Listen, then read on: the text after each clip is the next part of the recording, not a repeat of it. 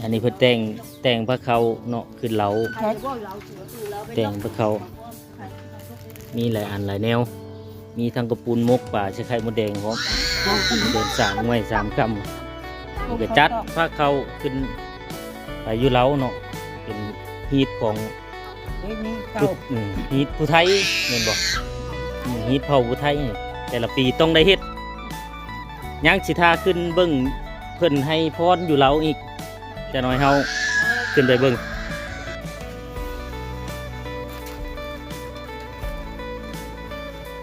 พักเขาพักอย่างไรเขาว่าเราเป็นเต้าเขาเต็มดิงเขาโดนชามไม่ชามค่ำขึ้นเหลาขึ้นยี่ขึ้นเหลาละบุกป่าบุกเลาะม้อยล้อมผิวชันมันหัวสองมีเบิร์ดก่อนที่แม่ข้าวปาดกินบุกตกบ่ลงอ่ะพัดสินผ้าผ่านขึ้นเหลาเอ้ยมีแค่เขาขึ้นแล้วบุกตกบ่ลงอ่ะ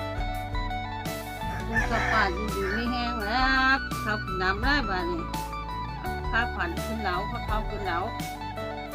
หลังจากเพิ่นให้พรเลยเนาะเดี๋ยวเฮาสิทาเบิ่ง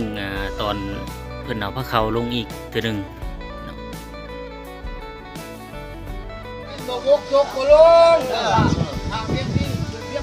ที่เขาไปนี่เนาะเขาผู้ไทยเนาะใครประตูเล่าเด้อใครประตูเล่าเด้อได้หวังกันมาเด้อมาเด้อมาเด้อมวยมือซื่นได้มือใด